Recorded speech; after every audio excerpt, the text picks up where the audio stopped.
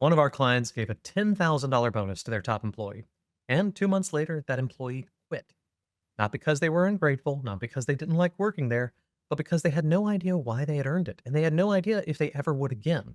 It got them curious about other incentive pay structures, and they wound up going to another company that defined out much better how they could earn those significant bonuses. That's the problem with many incentive programs that we see. They feel random, confusing, and unrepeatable. I'm Rhamy Alejeal, CEO of People Processes, and this is Don't HR Alone. Today I'm going to walk you through how to build compensation plans that are clear, motivating, and actually drive performance without wasting a dollar. Let's get into it.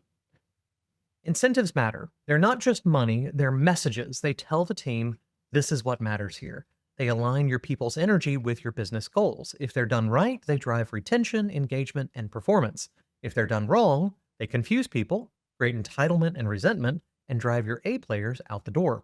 According to World at Work, 93% of private companies offer short term incentive plans, but most don't tie them to the behaviors that actually move the business forward.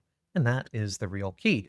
Incentives work when they reward the right outcomes at the right time in the right way. So, how do we get started? Before you talk bonuses, think about what could a top performer in this role earn? Total. Look at your total target income, TTI. This is the theoretical. Like, think you have, like, use a very basic role. Customer service rep. You got 10 of them. They answer the phones, they handle customer service complaints, they're your front line. What is a amazing, perfect, always on time, never unexpectedly absent, great on the phone, great reviews, love your people. You just hear so much great things about what is that person worth? That's your TTI goal. Okay. And then you wind up backing in how much should be variable or at risk comp and how much should be salary. Let's say you have a project manager. You know a great project manager in your company delivering top results, right? Is totally worth 200K a year. Now back into it. Maybe for them, 160,000 base salary and 40,000 performance based. That's 20% of their comp at risk. That 20% portion becomes your lever. For a sales role, you might go as high as 50%. For operations, 10, 15%. Executives, well, at some large companies, it's 100% at risk, or at least 50. The point is, your comp plan should be intentional and not accidental. Set a target for the top tier. If they were rocking it, how much you would be willing to pay, and decide how much of it is earned based on measurable results that are in their control. This is how you stop throwing money at problems and start using compensation to actually drive performance. There are three broad types of incentive comp: commissions, best for roles where closing deals or ending a project equals clear value. You close, you earn. Simple, direct, but it really only works when people control the entire sales pipeline. Okay. Bonuses are fixed payouts for hitting specific goals, like completing a project under budget, boosting client retention, or improving a safety score. You hit the goal, boom, 5K. A quota-based comp is a mix of salary and performance thresholds. It's ideal for leadership roles or inside sales where goals shift quarter to quarter. You maintain this margin, lead your team to this result, and you earn this bonus. Not all incentives should be revenue based. You can tie them to innovation, mentorship, turnover, quality, customer satisfaction, whatever actually matters to your business, retention, very common metrics to use. Another thought to throw in the mix is cadence. Cadence is how often you pay out the incentive. And let me tell you, timing is everything. The faster the payout, the stronger the motivation. Car sales, daily, weekly. Sales reps for a complex product, once a month. Managers or executives, quarterly or annual. Our bonuses are much more common. But in general, faster is better. Here's what doesn't work: an annual bonus that no one hears about until December. That's not based on their action. That's not a motivator. It's just a surprise. People need reinforcement while the behavior is happening. So think, can you tighten the cycle? Reward more often.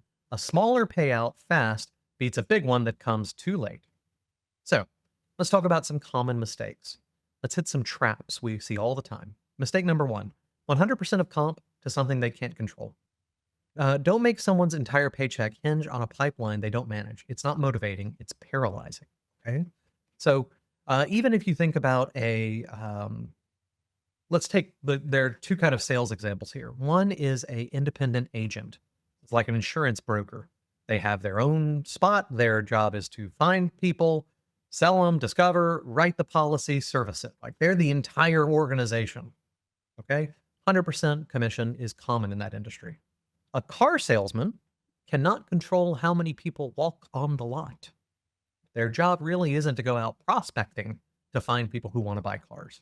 People come onto the lot, and their job really starts there. They are normally targeting a 50% TTI that's at risk. So they may make $1,000 a week in salary, and they're expected to sell around $1,000 in cars commissions. Okay.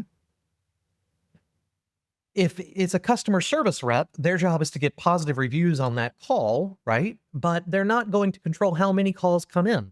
You can't risk their intent. And also, there are going to be people who call that are upset about something sales did or the product itself, or they can't fully control it, right? So for them, they're much less likely to have a high amount of at-risk comp. Now, a CEO, a whole company is their problem. It's their fault, right? So for them, you can do 100% or close to it. Those are going to be the most pieces. So it's all about how much they control, how much is in their pipeline that they manage. The second mistake I see all the time is no program at all, no incentive program. If you're relying solely on salary or hourly, you're missing an opportunity to guide and reinforce performance. You're flying blind. I highly recommend implementing something. And in general, even in very service-oriented roles, anything over 8% of comp, if you think about 8-9% of your comp at risk, let's just call it 10, the literature says about 8.25, is enough to create significant differences in behavior. Okay, so if you have somebody who makes $10 an hour, they can make $1 an hour bonus, they're gonna go a long way for that. If it's a 25 cent an hour bonus, they may not take as much action as you would expect. Okay. Mistake number 3, vague goals or moving targets. If people don't understand how they earn the bonus, it's worthless and it erodes trust, it causes drama.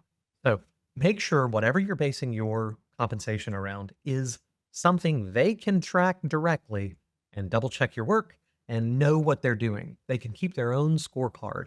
They can play the game along the way and know how they're doing. It needs to be very clear. And be careful, changing those things midstream can have major morale effects. Mistake number 4 is simply paying too slowly. Delayed payout, delayed motivation, delayed results.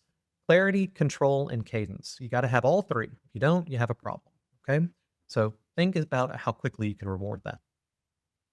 All right. Let's talk about managing the program. Just designing the plan is the first step. Now you got to run it. Here's how to keep it tight. Use the right tech. If you have to use a spreadsheet, okay, but it's better to use some sort of dashboarding software that tracks KPIs and automate the bonus reports and stay audit ready. Communicate clearly and often. Tell employees how it works, how they're doing, and when they'll get paid. Lack of communication breeds suspicion and confusion. So it's actually really worthwhile to invest in those systems because they're going to handle communicating quickly and often. And review it quarterly. Don't set it and forget it. Your business evolves, your incentive plans should too. Most companies fail not because they picked the wrong metric, but because they stopped managing it and they didn't update it. So go into these programs with the culture and the understanding that, hey, we move these things around next quarter at this time. And then it's not a surprise to the employees and you don't have the morale effect, but you do get to use these levers over time. Seeing people who keep the same locked in thing forever and they're afraid to change it. The longer you stick with one thing, the longer you kind of create this unwritten expectation it'll never go away. So let's recap. Start with total target income. Then decide on a reasonable amount that is at risk or performance based. Again, between 10 and 50% at maximum. Use the right structure, either commission based on an item, bonus based on a set target, or quotas based on some mixture of KPIs. Pick a cadence that reinforces that behavior as fast as you can. Avoid those common traps we went over and manage it like a real business process where you need to keep it communicated clearly and often. And above all, design with intention. What are you trying to do? Your incentive program is one of the loudest signals you can send your team about what matters. So if it's fuzzy, delayed, or broken, your team's going to hear that too. Here's what you need to do next. Download down in the description our free incentive plan template. You'll get a plug and play worksheet, sample metrics for different roles, a checklist to evaluate your current plan. And if your company has 10 or more employees here in the US, you're ready to think compensation? Let's talk.